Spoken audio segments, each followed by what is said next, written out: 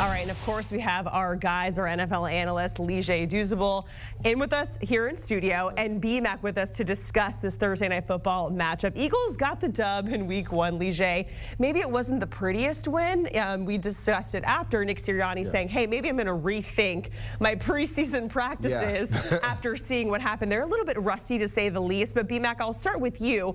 What do you want to see the Eagles clean up on Thursday night against the Vikings?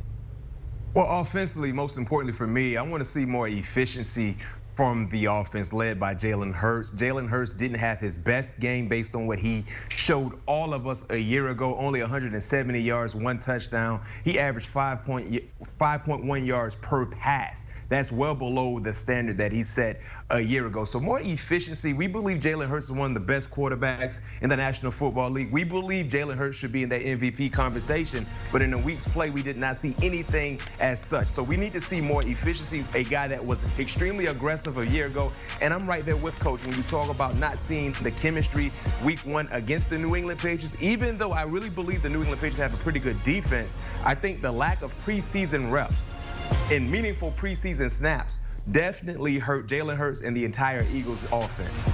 Yeah, B-Mac, Nick Sirianni came out and said he's going to rethink things, which begs the question, like, why didn't they play in preseason? You guys went to the Super Bowl last year with your team playing in preseason games. So, B-Mac, you talked about Jalen Hurts, and there was a few throws he maybe turned down for some takedowns, but I'm more concerned about the offensive line. This is supposed to be a veteran-led offensive line, #1 offensive line in football, and guys you depend on really struggled last week versus the New England Patriots. I mean, Lane Johnson gave up some pressures. Also, Jordan Mailata, Jason Kelsey in the red zone. Bad snap, low snap. The Eagles have to settle for a field goal instead of scoring a touchdown. Now, B-Mac, you talked about Bill Belichick and his defense. They're going to be ready day in and day out. And there were some confusing things they did with this offensive line, things you would see them usually pick up on some blitz pickups that we didn't see.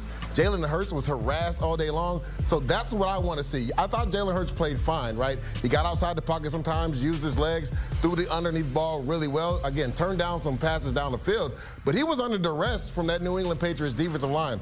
I want to see this offensive line gel. Now, I know it's a short week. It's early in the season. You're going to be a little beat up. But again, this team only goes as far as this offense and defensive line goes, and their offensive line really struggled last week.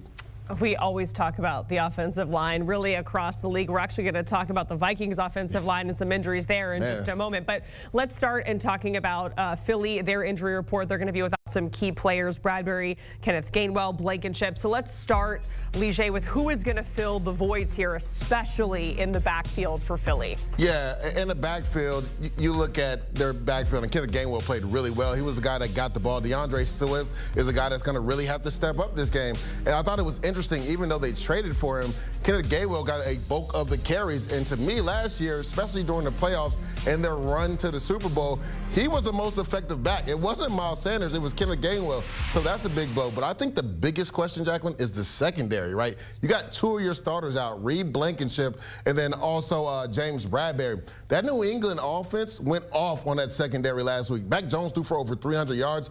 I think Bill O'Brien found something against this Philadelphia Eagles defense, right? He put them in bunch sets, put them in stack sets, a lot of rub routes. So every time Philadelphia went cover 3 or man, somebody was scot-free over the middle. So they're going to have to communicate on that back end and work things out because Justin Jefferson is coming to town. And if you cut him loose in cover 3 or man coverage, it's going to the house for a touchdown. Well, with that being said, big play, Darius Slay. I expect to see Darius Slay following Justin Jefferson everywhere on the football field, especially knowing that veteran James Bradbury won't be in the lineup because if you look at the depth or the lack thereof is well documented at the cornerback position. Heck, the same could be said at the safety position. It was kind of a competition throughout training camp, and Blankenship was able to land that starting job.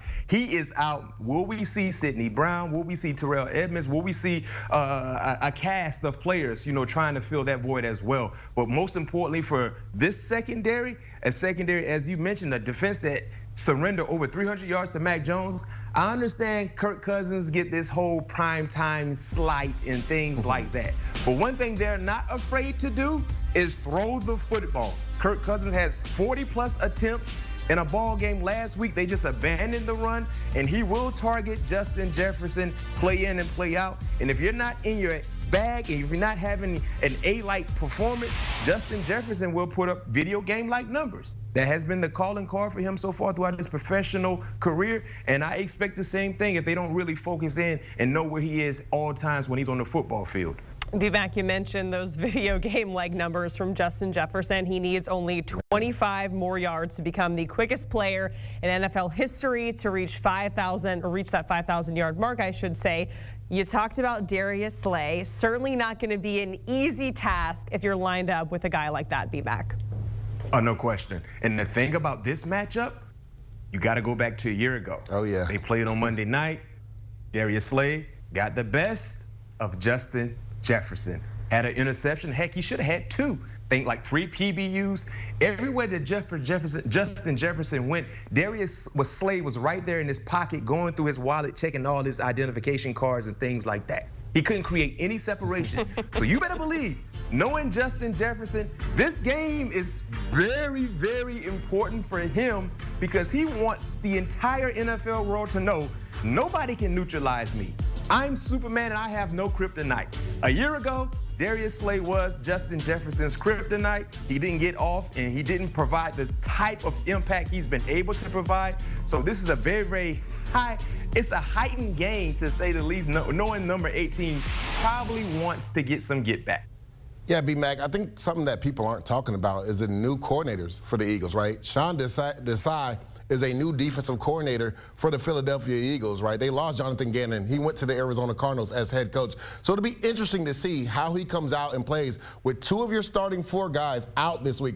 Does he man up Darius Slay, who had a really good game against Justin Jefferson last year on a Monday Night Football game, or does he throw more zone bracket coverage? Tampa Bay tried to do that bracket coverage against Justin Jefferson in the first half. It did not work at all. He went off for like 120 in the first half. So communication will be key. We've seen teams try to bracket him and play different zone coverages, but their communication is not on point, and Justin Jefferson goes off. Will he just lock Darius Slay on him? Because Slay had a lot of success against him last year. Lige, you talked about the O-line for the Eagles, but of course we got to talk about the injuries to the O-line for the Vikings. They're going to be down in Garrett Bradbury. He's going to be out because of an injury. Questionable there on the list.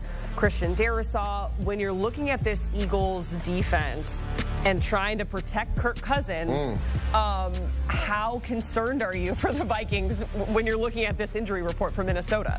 Jacqueline, I'm extremely concerned. I mean, because that Tampa Bay Bucks defense isn't known for their pass rushers, right? You got Shaq Barrett on the outside, but they got after Kirk Cousins last year. Kalaji Kancey had a sack fumble on Kirk Cousins after Garrett Bradbury went out the game. There was also a center and quarterback exchange fumble that Kirk Cousins had because Garrett Bradbury went out the game. So Jalen Carter, this guy was dominant versus the New England Patriots. I felt like every time that Mac Jones dropped back and passed, Jalen Carter was right there in his face. There was nothing he could do. They had to double team him most of that game. He was the one effective guy the Eagles had in the interior last week. So I look at that matchup, right? Jalen Carter versus the interior 3, the 2 guards in the center. Austin Slowman, who comes in for Garrett Bradbury. That's going to be the matchup I'm watching. If you're Kirk Cousins, you better get the ball out of your hands quickly or it's going to be a long day. Yeah, that was one of the Achilles heel for the Vikings last week, as you mentioned, against the Buccaneers defense, was the interior pressure that they allowed time and time again for Kirk Cousins. And as you mentioned as well, if you have issues in the interior of the offensive line, the Eagles, they're not the team you want to play against. You talked about Jalen Carter as I think he has a new nickname. They call him Baby Rhino or something like that. That's not fitting, by the way. He has that type of power.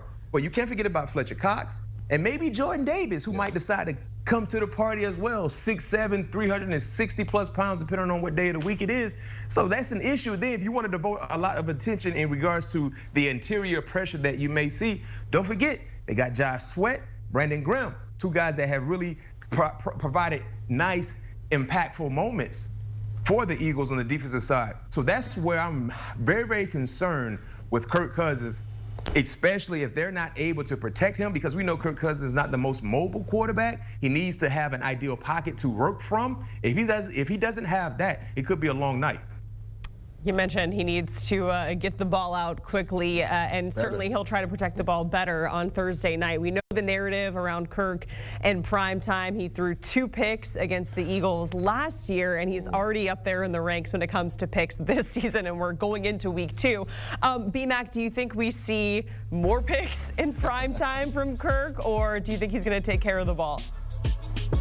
I think he would be smarter with the football compared to a week ago. We saw 3 total turnovers, 1 interception, 2 fumbles. Heck, 1 interception clearly was in the red zone. They had opportunity to put points on the scoreboard. We saw how heated he was when that happened. So I do believe he will be smarter with the football, but I'm not necessarily saying we won't see 1 turnover from him, because I think the Eagles, they will put pressure on Kirk Cousins. They will put him in uncomfortable positions. He may throw the football a lot when he's not prepared to throw the football, and that will provide that element for an interception or so to happen for the Eagles.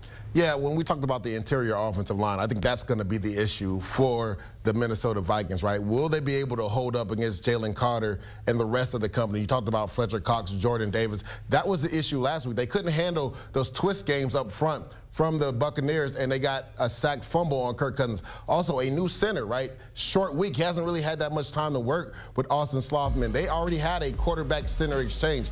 Will they go more shotgun to alleviate that? That's another question. B-Mac, you talked about the interception, right? He was a little late to KJ Osborne on that little comeback route, threw it a little bit behind him, and it gets picked off. Actually, the DB kind of stole it out of KJ Osborne's hands, but Kirk Cousins was a little inaccurate with that. You know, you talked about he was pissed off about turning the ball over in the red zone. You cannot do that because you're taking points off the board for your offense. I believe he takes care of the football a little bit better.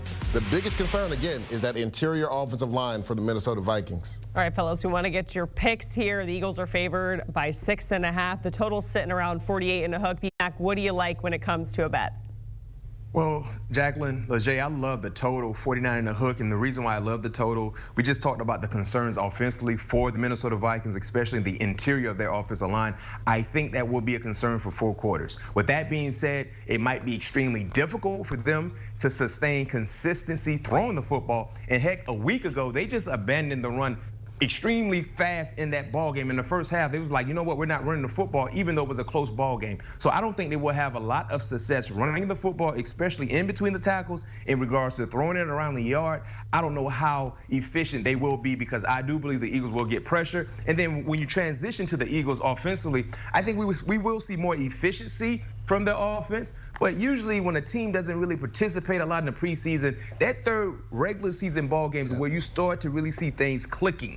I think we will see more efficiency, like I said, but I don't think we will see an onslaught of scoring coming from Philadelphia, knowing that Brian Flores loves to blitz. He loves to play man-to-man. He's going to try to put pressure on Jalen Hurts. So when you talk about that total, 49 and a hook, I believe the under is the best direction to go.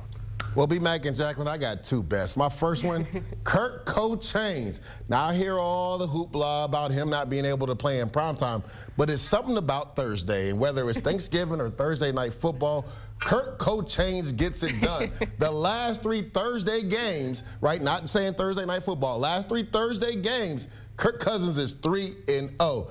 I like him to go over 262.5 yards passing. If you look at it, the Eagles defense gave that up last week to Mac Jones. I talked about it, right? A lot of bunch formations, stack formations. That way they can get some rub routes and get guys underneath. I believe the Vikings will do that with Justin Jefferson this week. And they also, the Eagles, they're missing 2 of their starting 4 guys in the secondary on a short week. You know how that is, B-Mac. There's not as much in the playbook. You can't really have practice reps. So they're going to be extremely thin in that secondary. So I like Kirk co-chains to go over 262.5 yards passing this game. And I like the Minnesota Vikings to cover the plus 6.5. Again, close games. Nobody had closer games than the Vikings last year as far as winning 1-score games. I like them to go into Philly, not win the game, but cover the plus 6.5. All right, you like him to cover. And also, Lige thinks we're going to see some new dance moves and another chain around Kirk Cousins there. B-Mac, Lige, thank you guys so much. Vikings and the Eagles tonight at 8:15 p.m. Eastern. And you can, of course, hear B-Mac on the All Things Covered podcast alongside Pat P. In the latest episode, Ryan Fitzpatrick joins the show. You can download, follow, and listen wherever you get your pod.